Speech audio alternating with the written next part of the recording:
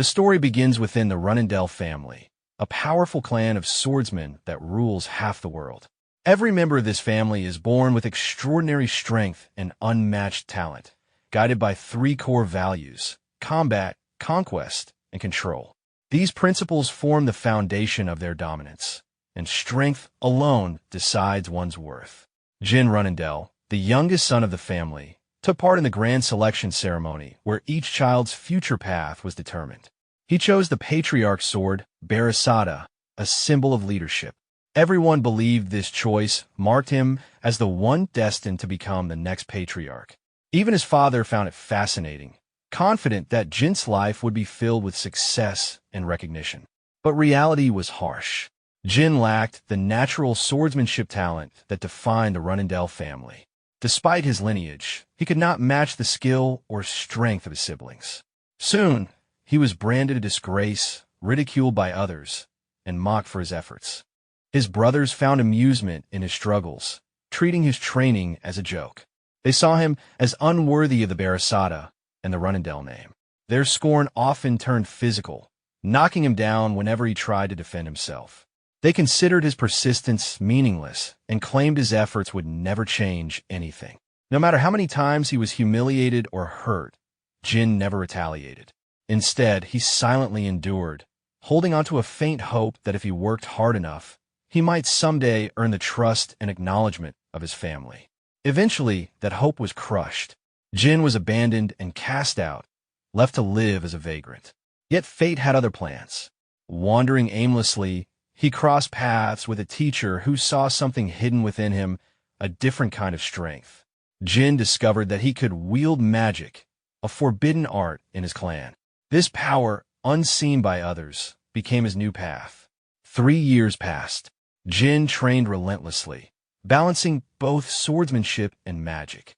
One day, his life changed again when he was suddenly pulled into darkness. There, he encountered Sadaret, the god of shadows. The deity offered him a contract that granted him control over shadow powers and immunity to curses. During this encounter, Sadaret noticed something unusual about Jin. A curse had bound him since birth, one known as Blade's Delusion. This curse suppressed his potential as a swordsman, explaining why he had failed all his life. Sadaret lifted the curse and promised that Jin would now become a true swordsman. When Jin returned, he immediately tested his sword. His movements were smoother, faster, and sharper than ever before. For the first time, he felt the harmony between his blade and his magic. Everything he had struggled for finally made sense, and the strength he had dreamed of was now his reality. But destiny was not kind. Despite his newfound power, Jin was later ambushed and defeated in battle. Crushed beneath debris, he faced death again, wondering why he had been given a second chance only to lose everything once more. As his vision faded, the world around him dissolved into darkness. Then he opened his eyes and found himself standing in the sword sanctuary of his clan, his childhood surroundings. Everything was as it had been more than 20 years ago. He realized that he had returned to the past, to the moment when he first chose the Barasada. This time, however, things are different. The boy who once held that sword with uncertainty now grasped it with conviction. His family celebrated his choice, unaware that the weak child they mocked had been reborn with purpose. 6 years later, still too small to reach the top shelf, Jin had already vowed to rewrite his fate from the very beginning. Jin has been living in the Storm Castle for quite some time now, enduring its isolation while counting down the 3 remaining years before he's finally free. The place feels like a cage to him, where every day passes under strict eyes and silent walls. One morning, a maid enters his room and freezes in horror. There's a dead bird lying motionless on the floor. Jin quickly understands the situation. Only 2 people in the castle would pull such a cruel stunt: his mischievous brothers, Diatona and Tona, both 9 years old. The 2 stand outside, laughing as if they've just accomplished something amusing. Jin looks at them with quiet sadness, remembering how in his previous life these same 2 grew up to become murderers. Even as children, their hearts were already dark, mocking him by killing a helpless creature just to get his reaction. They start taunting him for not using the Barasada, the family's prestigious sword. Jin remains calm, but when Tona suddenly lunges forward to attack, he reacts instantly. He blocks the punch with ease, catching his brother completely off guard, and retaliates with a swift counter. Though Jin holds back his real strength, the blows he delivers are powerful enough to send a clear message. The once passive younger brother now shows no hesitation, leaving both of them bruised and stunned. After the scuffle, he warns them not to cross his path again. Moments later, Khan, one of the Guardian Knights, arrives and is shocked to see the state of the two young masters. Jin calmly explains that they simply fought each other, hiding the truth. Khan, although doubtful, suggests taking them to a doctor, but Jin refuses and instead orders that they be left exposed to the heavy storm outside, a harsh punishment meant to teach them the weight of their actions. Khan obeys but senses something dark emanating from Jin, a strange, almost sinister aura. It makes him suspect that the young master might have used mana. Realizing the truth behind the brothers' defeat, Khan decides to report everything to the Patriarch. Back in the Storm Castle, Jin notices Khan leaving to make his report and understands what's happening. He knows the knight must have sensed the use of Shadow Force, the power granted to him through his contract with the God of Darkness. This confirms that even after returning to the past, his shadow powers remain active, keeping him free from the curse that once crippled his swordsmanship. With that realization, he feels relief. In this life, he will not be remembered as the weakest swordsman. However, he soon faces a new challenge, a confrontation with his father, the Patriarch. After hearing Khan's report, the Patriarch orders the flag bearers to assemble, summoning 200 knights of the Runendell family. His return to the Storm Castle is nothing short of legendary. Mary, one of the flag bearers, is surprised by the sudden command, while her comrade Dia speculates that it might involve Jin. They had been in the middle of an intense battle when the order came, leaving everyone confused about why the Patriarch would summon them over a child. Luna, another flag bearer, signals them to stay silent, but curiosity lingers. None of them understand the real reason behind the Patriarch's interest in Jin.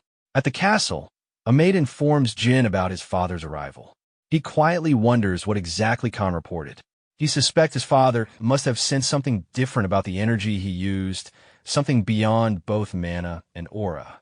He knows this meeting will determine whether his mysterious power will be seen as a blessing or a threat to the clan. The Patriarch, Kirin Runendell, arrives with his knights, his presence alone commanding silence. His sword gleams with authority as he immediately orders that Diatona and Tona be brought before him.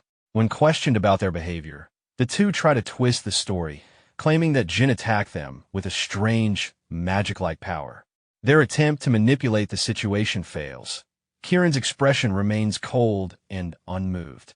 He dismisses their excuses, warning that such weakness and deceit have no place in the family. After addressing them, he demands Jin's presence. Standing before his father, Jin faces the man who represents absolute strength, Kirin Runendell, the Patriarch, a divine star knight whose power reaches near godhood. His immense strength has stripped him of most human emotions, leaving only ambition for the family's greatness. In his previous life, Jin had never earned his father's approval and was treated as insignificant. But this time, standing before him again, things are no longer the same. In this life, Jin walks with confidence, no longer the timid boy who once bowed his head in shame. When he enters the hall, the flag bearers turn their attention toward him, surprised by the composure in his stride. He kneels before his father, the mighty Patriarch, Kirin Runendell. The Patriarch questions why his son addresses him formally as Patriarch instead of father. Jin respectfully explains that it feels proper to use a title that reflects both authority and reverence. Impressed by his tone, Kirin proceeds to test him with the same question he had asked his brothers. Frustrated, yet composed, Jin responds that their mistake lies in revenge itself. He quotes the family's creed, that vengeance must always be carried out, regardless of who stands in the way. His answer silences the hall. With a wave of his hand, Kirin orders the knights and flag bearers to leave. The soldiers exchange stunned glances, realizing that Jin has passed his father's test. Mary, one of the flag bearers and Jin's elder sister, looks on with pride, finding it remarkable that her younger brother has earned a private audience with their father. Once the room empties, Kieran's attention sharpens. He brings up the topic of magic, reminding Jin that sorcery hinders true mastery of the sword. His voice turns stern as he demands to know the source of his son's power, warning that punishment awaits if the answer involves mana. Jin thinks quickly. He knows that revealing the god of darkness as the source would lead to disaster. Instead, he claims not to fully understand his power and decides to demonstrate it instead. As the energy fills the room, Kieran's eyes widen in recognition. The power Jin wields is Shadow Force, the same energy once used by the founding patriarch of their clan. Astonished, he realizes that his son can command both the sacred sword Barasada and the forbidden shadows. Curious, Kieran begins to speak of history long forgotten. He reveals that Sadaret, the god of shadows, once forged a pact with Tamar, the clan's first patriarch, granting the Runindels immense growth. After Tamar's death, Sadaret vanished, never again offering his strength to anyone, until now. Intrigued by this revelation, Jin asks if the god of shadows is stronger than even his father. Kieran pauses, then admits he does not know, as he has never faced a god in battle. Yet his tone carries a quiet confidence, one that only the strongest man in the world could hold.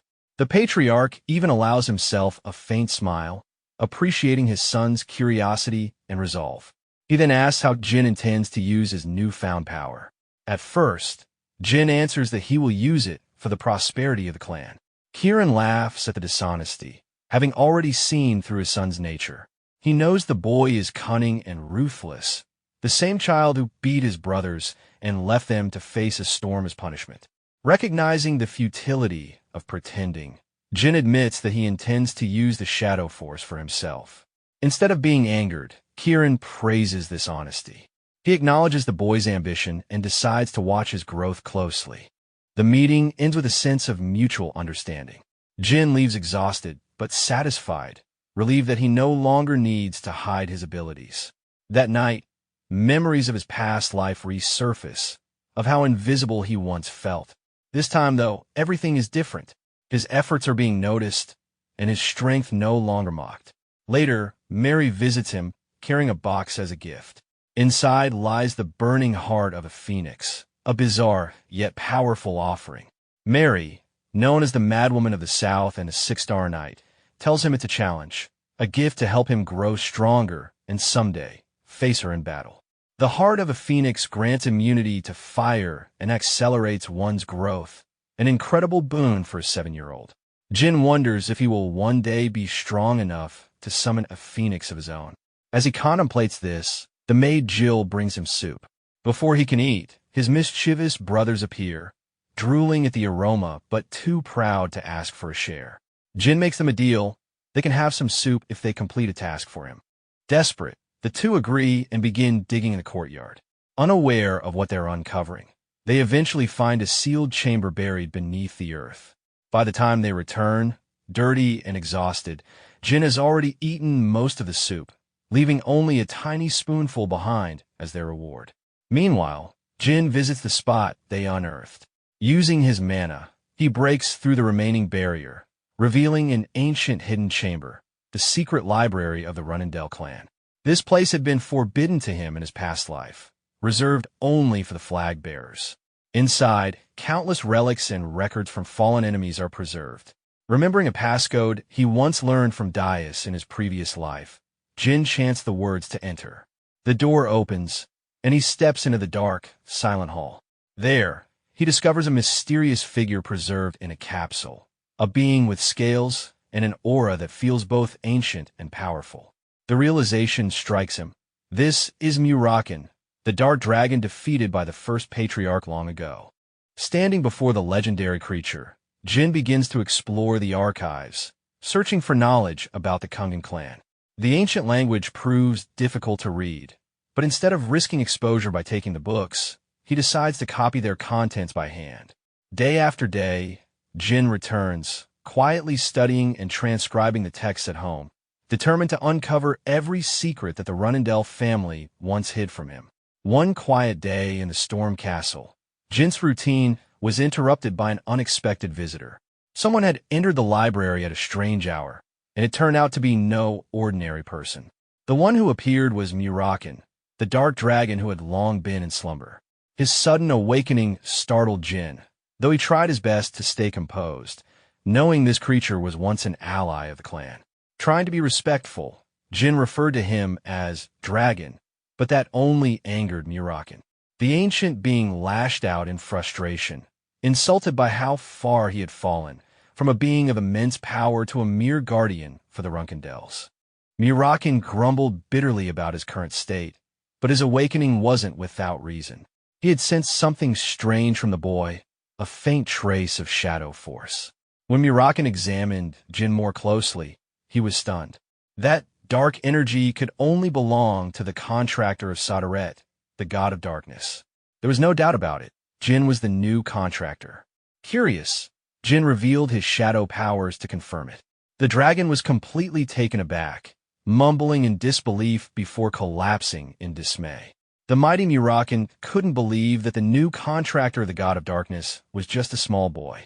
Realizing there was no escaping fate, Muraken admitted that he had once made an oath with Sadaret, binding him to serve the god's next contractor, which now turned out to be Jin. He didn't go into details, deciding to explain everything later. Instead, he properly introduced himself in his true form, revealing his massive, shadowy dragon body, the last descendant of the shadows and the sworn servant of Sadaret. Jin respectfully introduced himself as the youngest member of the Runcandle clan. The mountain where the Storm Castle stood was actually named after Muraken himself, the same dragon who had once ruled the skies for millennia before losing a fateful battle to the first patriarch of the clan. That fight wasn't born of hatred. It was a destined clash between two beings bound by divine contracts. People had long wondered what happened to the dark dragon after that battle. Few knew he had been sleeping beneath the castle all this time. Now awake, Muraken had once again found his purpose, to serve Jin as his guardian. In his human form, he spent time talking with the boy, answering his endless questions and teaching him about the old world. Jin continued visiting the library for months after Muraken's awakening. He was especially curious about the battle between Muraken and the first patriarch, Timar. But Muraken could barely remember the details, brushing it off with a laugh and preferring to focus on his new favorite discovery, strawberry pies. Despite his forgetfulness, he admired Jin's persistence in studying the ancient books, something no other child would have the patience for. When Jin humbly called himself average compared to his powerful siblings and parents, Muraken disagreed. He told the boy that even Timar, the legendary founder himself, couldn't have grasped the knowledge Jin now studied at such a young age. Timar's strength had come not from reading, but from raw instinct and willpower. Muraken assured Jin that he possessed the same extraordinary talent, and that, with time and training, he could rise to stand beside or even surpass the legendary flames of Timar. Muraken, wanting to keep Jin motivated, begins telling him more about Sadaret. He reveals that the god of shadows is also known as Sadaret the Infinite, a being whose power knows no limits. This means that Jin's potential as the god's contractor could reach unimaginable heights. To nurture that potential, Muraken decides to teach the boy a vital technique, the Shadow Force Release. This ability is fundamental for mastering the Shadow Force, but it carries great risk if handled carelessly.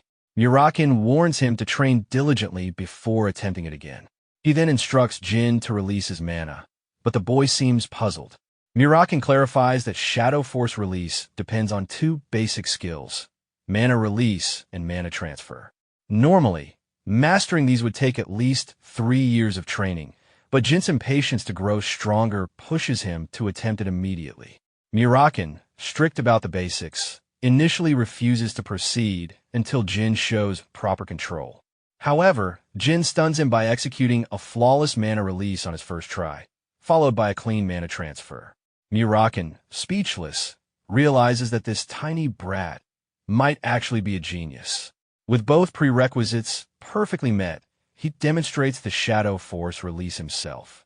The library darkens as shadows flood the room, responding to Muraken's power. He explains that all shadows originate from Soderet's energy, and because Jin is Soderet's sole contractor, he too can become a master of the shadows. The sight leaves Jin amazed as he witnesses the full might of his powers for the first time. Meanwhile, far from the castle, Luna, one of the Run-Candle flag bearers, nears the end of her mission. Surrounded by the remains of defeated monsters, she estimates it will take another 4 months to finish. She briefly wonders what kind of gift her younger brother would like when she returns. 6 months pass since Muraken's awakening. Jin's older brothers, Tona and Daytona, leave the castle after reaching adulthood. On his 9th birthday, the young master receives a celebration cake from Jill, who insists everyone should enjoy together. As they prepare, Khan, known for his constant gossiping, suddenly appears to announce that Lady Luna, the eldest sibling and first flag bearer, has come for a personal visit. Luna Run-Candle, the strongest heir and the most gifted knight of the clan, has always been different. Despite her strength, she has no interest in competing for the patriarch's seat and often distances herself from her siblings. In Jin's previous life, she had treated him like a stranger, so her sudden visit now feels completely unexpected. Jin begins to worry, wondering if she somehow discovered his secret trips to the library. However, Luna greets him with warmth and surprising gentleness. She pats his head, asks about his well-being, and speaks with genuine concern. Jin can't help but feel guarded. This kindness doesn't match the Luna he once knew. She notices his hesitation and realizes that her little brother might think she sees him as a rival. Hurt by the thought, Luna apologizes and kneels before him, asking to talk privately. When they are alone, Luna explains that she hurried back because their siblings have started watching Jin closely ever since his sudden rise in status. She fears they might act against him once he leaves the safety of the Storm Castle. She confesses that she despises the clan's cruel traditions, where even family ties are secondary to ambition. Hearing this, Jin finally understands why Luna abandoned her pursuit of the patriarch's position, something she never revealed in his past life. He admits that he won't back down, no matter the threat.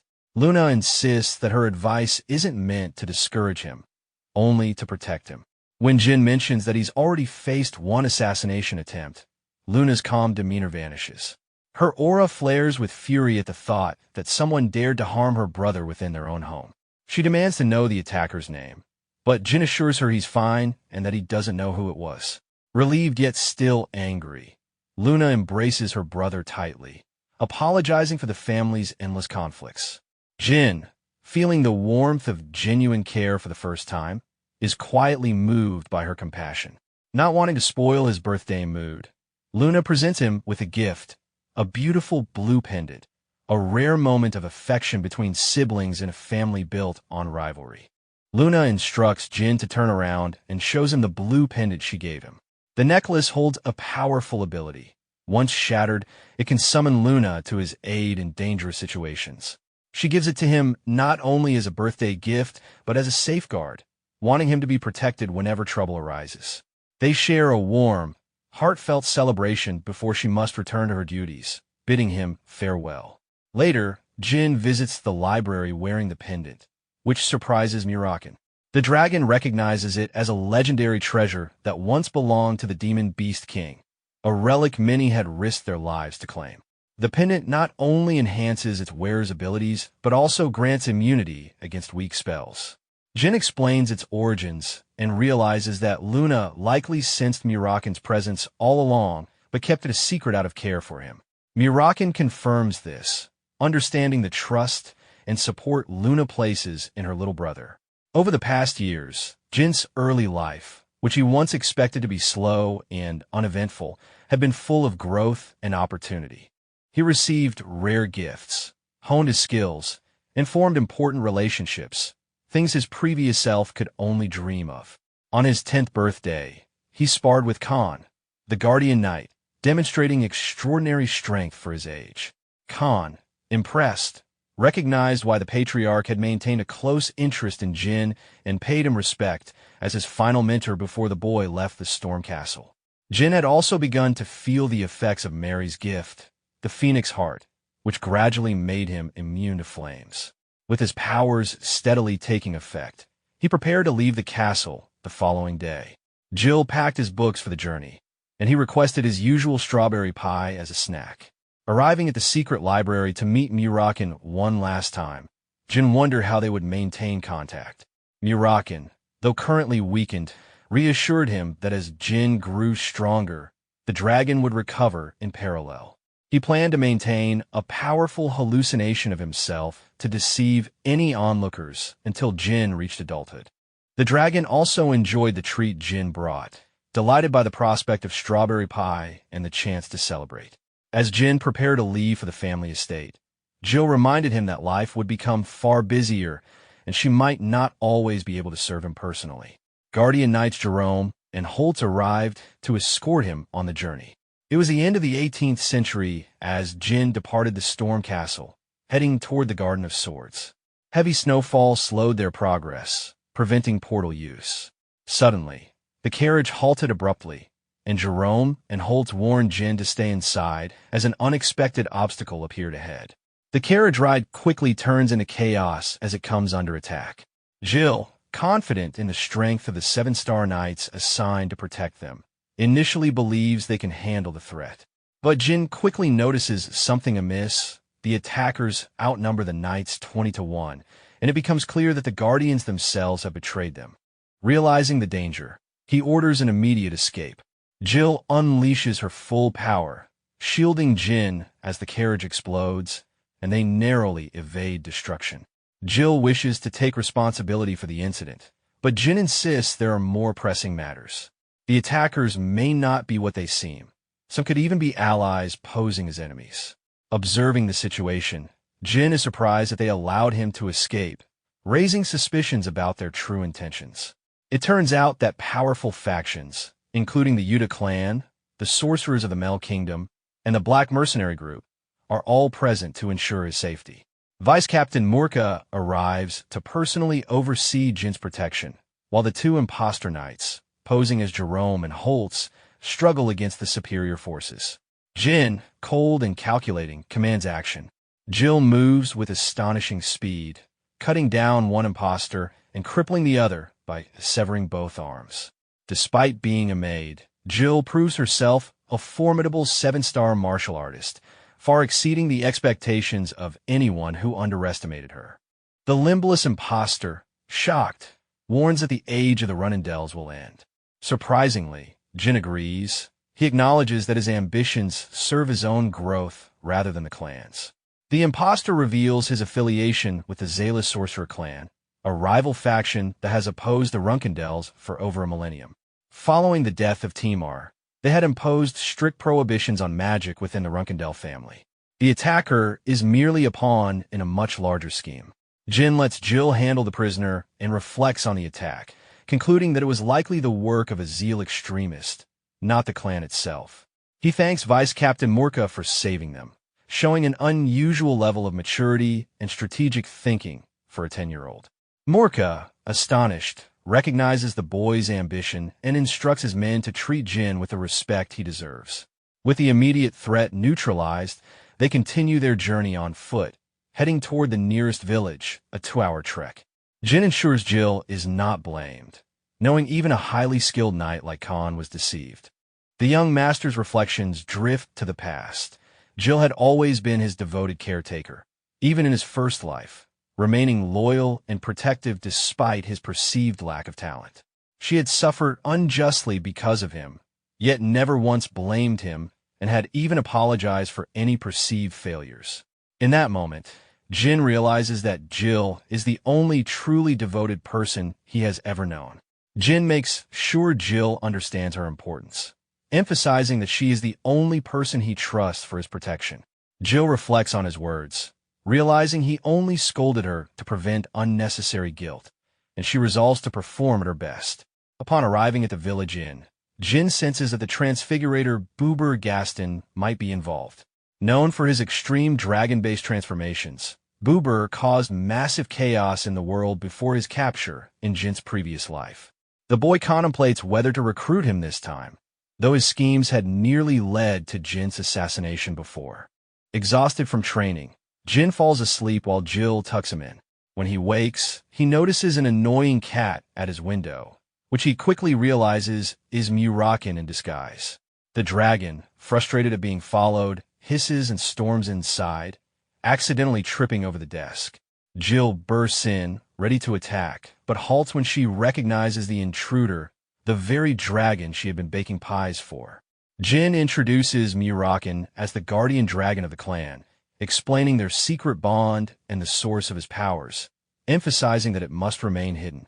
Jill, impressed and supportive, cautiously considers relying on Muraken despite his clumsiness.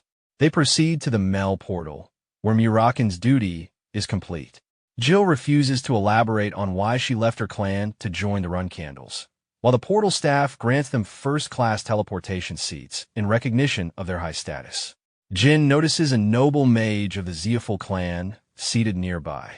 Muraken quickly dispatches the impudent noble, leaving him shocked at Jin's composure.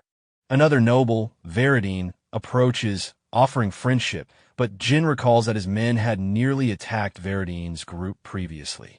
Jin responds with playful provocation, though he clarifies his intent, impressing and unnerving Veridine simultaneously. The young boy asserts that their fathers, both powerful figures, would never escalate a children's quarrel into war.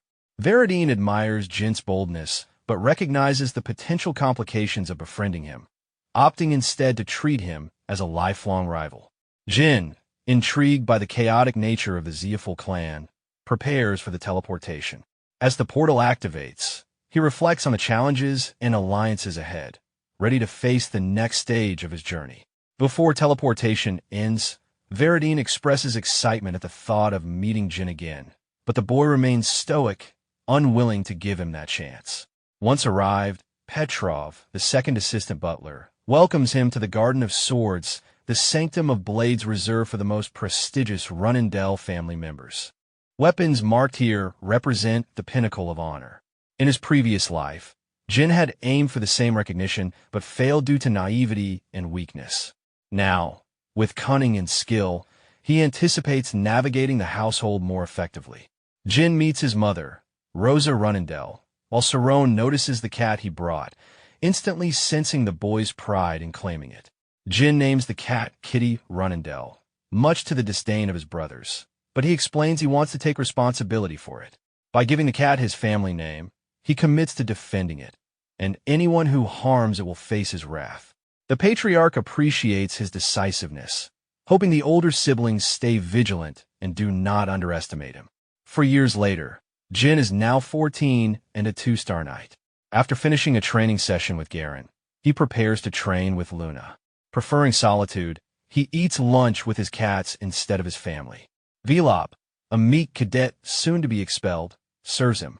Though Velop is weak and has low grades, Jin encourages him to take pride in his abilities, reminding him that being a Runindel cadet is an achievement in itself. Jin reflects on the tragic future of a peer, Philip, and vows to help him survive and thrive this time. Training with Luna intensifies. She instructs him to use his mind's eye, a high-level meditation skill usually reserved for 7-star knights, while restricting aura use. Though initially confused, Jin trusts her guidance and heightens his focus. Luna notes his extraordinary concentration, predicting he will unlock even greater power soon. The story then shifts to a critical sparring session. Jin faces the top 10 cadets, needing victory to enter the intermediate class. His friend Velop, nervous, watches as Jin defeats 8 fighters in succession. His biggest concern is Mesa Milcano, the top-ranked cadet, whose skill has noticeably improved. Jin chooses to use simple, precise moves, forcing Mesa to realize he is being underestimated. Angered by this, she launches a more powerful assault, determined to defeat the young master. Mesa lunges with everything she has, aiming for a decisive strike, but Jin anticipates her move and shatters her blade mid-attack, securing victory. Mesa is stunned. He had struck the same spot multiple times, yet Jin's precision was unmatched. Their strength and stamina were comparable, but it was Jin's accuracy that made the difference. Mesa vows to train harder to impress him in their next encounter. Having overcome all 10 cadets, Jin instills a sense of hopelessness in the remaining fighters. He defeats the final cadet quickly, completing the challenge and earning a spot in the intermediate class for the following year, where he will receive proper training from a true Runendell. Yet even after this, Jin calls out Velop for a final spar. Nervous and introverted, Velop hesitates, but Jin insists, warning that pretending now will cost him in the future. Velop fidgets onto the battlefield, unsure of his abilities, while Jin plans to push him to his limits. The fight begins, and though Velop blocks Jin's powerful attack, he struggles under the onslaught. Jin gives him no mercy, testing his resilience and skill. Slowly, Velop's true potential awakens. A golden aura envelopes him, amplifying his attacks. Mesa warns Garen that Jin's life could be in danger, but the boy insists the duel remains secret so Velop can unlock his full power. Velop strikes with everything he has, shattering Jin's blade. Despite this, Jin counterattacks, capturing Velop in a headlock. Then, unexpectedly, he releases him, a gesture of mercy. Jin explains his intent. He wants Velop to grow strong, not to dominate him. In their clan, kindness alone isn't enough to survive. Jin encourages Velop to protect his beliefs and get along with others through strength. Later, Jin fetches lunch for both of them, showing care beyond just martial skill. Khan reports this act of consideration to Seer, who is proud of his son and ready to assign Jin his first mission. At the start of 1795, Jin turns 15 and is promoted to a 3-star knight. He gets a brief break from training as the intermediate class prepares to use real swords, handcrafted for each cadet. Luna eagerly joins him to help select his weapon. She initially presents a massive sword she once wielded at Jin's age, but he hesitates, feeling it unsuitable. Undeterred, Luna chooses a new weapon, the Brahmani, a legendary blade of the first patriarch and a perfect match for Shadow Force users. Jin is thrilled. This weapon is one he would have coveted in the future, yet Luna gives it freely. She tells him no repayment is necessary, understanding his guarded nature toward her. Luna reminds him that, despite sibling rivalry, her love and support are unwavering. Having experienced loneliness herself, she hopes Jin will never endure the same isolation. Returning to training, Jin wields the Brahmandi excitedly, showing it to Muraken. The dragon, unimpressed with Jin's current skill, warns him that mastery of the Shadow Force is required to unlock the weapon's potential. Muraken insists Jin should aim for 5-star proficiency before attempting full activation. Defiant, Jin refuses to wait, hoping to reach his goal by the next year, which only aggravates Muraken further. To push the dragon's patience, Jin picks up his book and threatens to tear it apart, cementing his bold, headstrong nature. Jin barrels forward. Fortunately, Jill arrives with news that Garen wants to see Jin for a mission briefing. Surprised, Jin listens as she explains that his first mission will begin immediately after the break. Though proud to finally receive a real task, he's a little confused by the timing. Why right after the break? Jill warns him that missions are brutal, even for intermediate cadets, and advises him to prepare mentally. Intrigued, Jin decides to question Garen directly about the assignment. When he enters the room, Garen informs him that he'll be leading a mission with 10 novice-class cadets. They'll be split into groups of 2 and sent to scout the border area of the John Kingdom, a location far too dangerous for beginners. The task feels suspicious to Jin. Such a mission should never involve novices. He wonders if his father is behind these harsh conditions and whether Velop might somehow be connected. Still, Jin accepts the challenge without hesitation, determined to prove that his resolve and skill can withstand any test.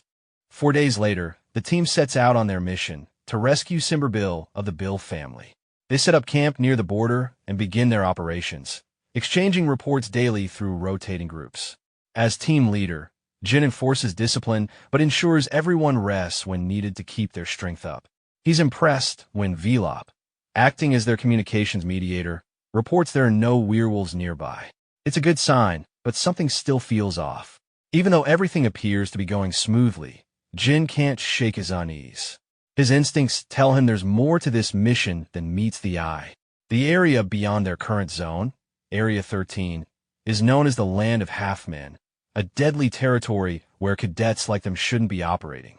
Jin's cautious side urges him to aim for a clean, efficient victory without wasting energy.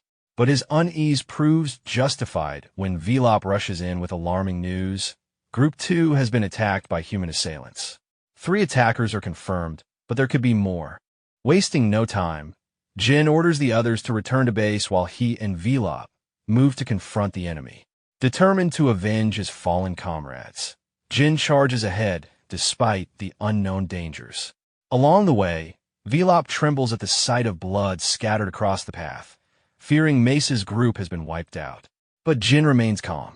There are no remains or torn bodies, which means there's still hope. Finding a blood-soaked bandage, he deduces that Group 2 changed routes after sensing another threat nearby. He quickly assigns tasks. Sierra is to go with Eddington and David to regroup, while Jin and Velop pursue Group 2 directly. They soon find the missing cadets locked in battle with their attackers, though Mesa herself is nowhere to be seen. Without hesitation, Jin orders Velop to strike the enemy on the left. Channeling Shadow Force through his weapon, Jin's blade gleams with dark power as he lunges forward, instantly killing one of the assailants. Velop attacks the second, but Jin finishes him from behind with a clean slash, ending the fight in seconds. Interrogating the last surviving attacker, Jin demands to know Mesa's whereabouts. His expression turns cold as he gives the man 2 options, both leading to his death. Terrified, the assailant confesses that they belong to the Kinsalo faction, a terrorist group that once disguised themselves as revolutionaries to assassinate the king of the John Kingdom. Their true goal, however, is world domination. When Jin presses for details, the man admits he doesn't know much. He's just a pawn, but there's a nearby base housing 20 martial artists and sorcerers. As for Mesa, the attackers were ordered to kidnap female cadets for political leverage. After extracting all the information he can, Jin ends the man's life without hesitation, unwilling to show mercy to those who threaten his clan. An hour passes since Mesa's abduction. Jin tells his team to recover and request reinforcements, but he has already made up his mind. He'll infiltrate the enemy base alone. His comrades try to stop him, insisting it's suicide to face 20 opponents, but Jin silences them. He's the leader, and it's his duty to protect his people. He orders Velop to take command in his absence, then disappears into the shadows. With resolve burning in his chest, Jin races toward the enemy stronghold, determined to save Mesa before it's too late. He knows he can't defeat 20 trained enemies head-on, so his strategy is clear: rescue, not destruction. Activating his detection magic and combining it with wind sense, he enhances his perception to trace their movements. The moment he closes in on the enemy's location, Jin's instincts scream a warning. From the surrounding darkness, multiple figures burst out of hiding. The ambush has begun. With Shadow Force amplifying his speed and strength, he slices through the first wave of enemies, creating a narrow path forward. The assailants, realizing they're facing a formidable opponent, regroup and attack in coordinated pairs. Jin adapts instantly, predicting their movements and countering with preemptive strikes. Even though the odds are stacked against him, his mastery of precision and Shadow Force allows him to control the battlefield. Amid the chaos, Jin spots traces of Mesa's movement. Her footprints are faint, but visible thanks to the detection magic. He diverts his path slightly, evading a powerful strike from a particularly large assailant. Turning around, the young man muttered that it meant that they would not dare touch the share of the one who was more important, and for now there was a chance to save Mesa. Taking the map, the young gentleman whispered that he was already near the lands of the Beastmen, and the Canelo base was somewhere nearby. Having released the fire, the master decided that he needed to distract them, wait for the right moment, and save Mississippi. A second later, Jean threw a fiery stream forward. Suddenly, it seemed like the entire forest quickly caught fire. Raising his head, the protagonist realized that first they would have to deal with the fire. Small houses were visible, and it was heard that they were burning, and they also did not understand how this happened. The men, clenching their fists, asked where the fire was coming from, after which they shouted that they needed to put it out and bring water. The protagonist turned his gaze to the side, hearing that they were worthless idiots. The big guy opened his mouth wide and clarified whether they did not know how to put out a fire and ordered the mages to use water or ice magic, and the guy wondered if he was the one in charge here. A moment later, the young man ran behind the house, and an appeal to the boss was heard that they were not succeeding. The man, frowning furiously, asked if they thought a fire could even start in such weather and explained that it was definitely started by someone. The big man looked back in confusion. An unusual glow was visible in the distance, and the villagers were shouting that they needed to quickly bring the mages. Taking the keys, the young gentleman muttered that this was great because now he could get inside. After some time, the door creaked open. Light illuminated the walls of the room, and the master said that it was cool in here and wondered where they were keeping this. Noticing a hatch, Jean wondered if this was a basement. Suddenly, long hair appeared. The girl sharply turned her head, hearing the master call her. The cadet exclaimed that it was dangerous here, to which the protagonist, raising the corners of his lips, replied that she did not need to worry about him, and clarified whether she could go. Suddenly, the protagonist cut the ropes on his hands, and she explained that she could walk, but she would hardly run. And the guy said that it was okay because he would help her. Suddenly, the guys raised their heads and asked what that sound was. The girl asked the commander for a promise, but he lowered his eyebrows and told her not to waste her strength talking. She quietly explained that if he was in danger, he should leave her behind, as she did not want him to be hurt because of her. Jean supported her and said they should leave since it was unsafe to stay. As they stepped out of the ruins, Jean noticed claw marks on the ground and assumed that beastmen had been there. The girl turned her head slightly, looking uncertain, when a shadow appeared nearby. A beast emerged from the darkness, gripping his weapon. It was from the White Wolf tribe. Mesa said she would draw the creature's attention, asking Jean to escape, but she was attacked from behind before she could act. The enemy spoke, calling them useless and unworthy. Jean listened silently and admitted to himself that it was his fault. Standing straight, he identified himself as the son of Shurin and asked the beast to give his name. The wolf replied that he recognized him as a descendant of the Rankindel family.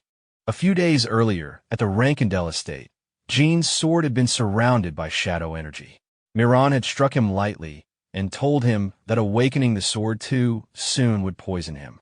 He was warned not to attempt it until he was ready. Jean gave a short acknowledgement and continued his training.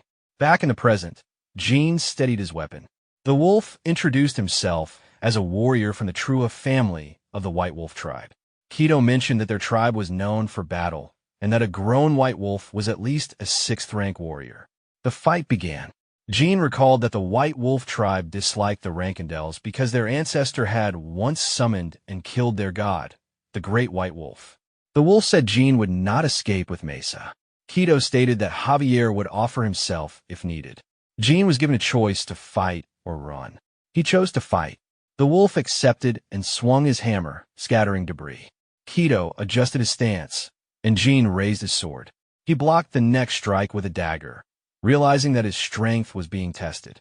Both paused and stepped back. Jean thought about the pendant from his sister containing shadow energy. He considered using it but hesitated, unsure if it was the right time. A faint magical seal appeared before him, but he knew that even 4th-tier magic would not affect his opponent. Looking around the ruins, he realized that if traces of mana were discovered, his use of forbidden energy would be revealed, and he could be expelled from his family. The weapon struck the ground, and Jean understood that there was no turning back. He raised his sword, bracing himself against the force of the attack. Kido swung his hammer with fierce strength, and Jean focused his energy, calling on the shadows to awaken his blade. A moment later, the White Wolf broke through his defense, forcing him to leap backward. The beast remarked on Jean's dagger, calling it decent but questioning why it wasn't black like the Rankindel family's famed swords. A large hammer came crashing down toward Jean, showing that the wolf was far stronger than expected. As the beast approached, Jean wiped the sweat from his face, recalling the sensation he felt when first trying to awaken his sword. He heard the enemy declare that it was over. Suddenly, his blade began to glow faintly.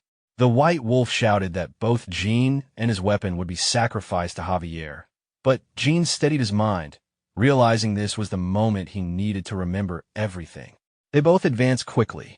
Kito's eyes narrowed as chains of dark energy bound him, and he muttered that he couldn't see anything.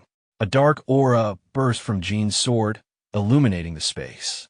Jin finally understood why the Rankindel swords were known for their black hue. The beast collapsed, defeated, and Jin acknowledged the outcome quietly. After the battle, Jin stood amid the thick bushes, exhausted and breathing heavily.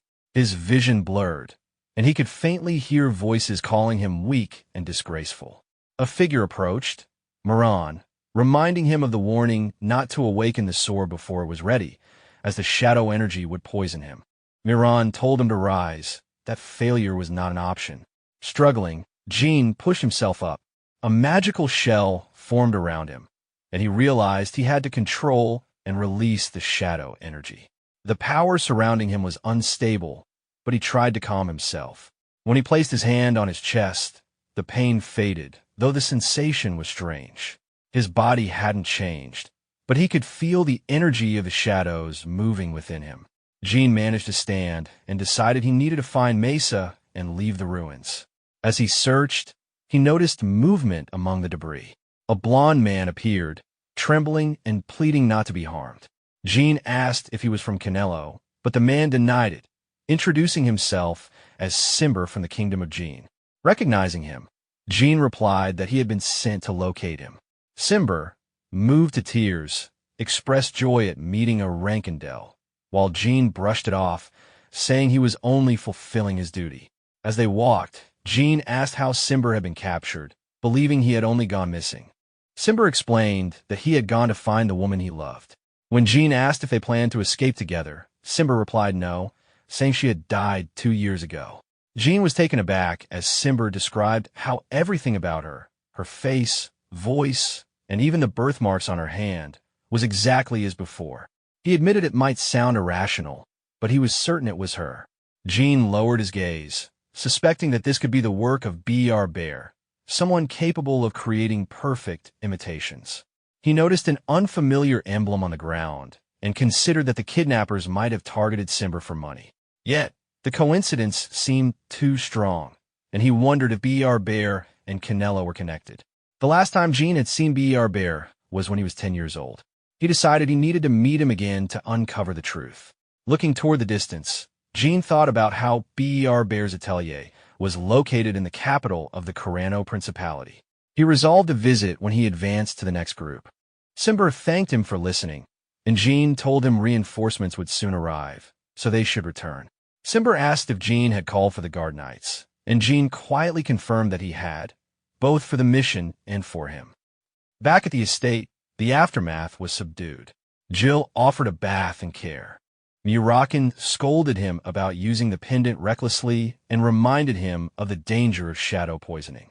Jin listened, acknowledged the risk, and accepted the need to recover. Word of the encounter spread quietly through the clan. A 5-star cadet had faced a white wolf warrior and survived by igniting the heart of his blade. The result raised questions rather than answers, and Jin set his focus on training, on hiding the sources of his power, and on following the next steps his family would require. The brothers looked disheartened, calling the situation terrible. Mu smiled faintly and asked what they were whispering about, wondering if they were scared of what would happen once the youngest joined their group. Though the brothers denied it, Anna caught on and told them not to lie to their older sister. Turning her gaze aside, she added that she despised lies so much that it made her want to rip out their tongues. Terrified, the brothers admitted their fear, and the 9th standard bearer asked if they wanted her help. When they asked how, she explained that they could make use of the new situation, not to miss their chance, and even take their slaves if needed. Soon after, the advanced group appeared, a place where strength ruled and both 3rd and 5th rank knights trained under the same roof. The atmosphere was fierce, and the warriors stood ready for competition. Jin noticed how the new recruits were mixed with veterans who had trained there for a decade. The senior female cadets began choosing younger ones to serve as their subordinates, practically slaves, and Jin quietly explained that this was their system. Those chosen would be shown their place. The girls encouraged the younger ones to prove themselves and put the new member in his place, which made the brothers grin. Anna warned them with a smirk that if they couldn't handle it, they'd better brace themselves.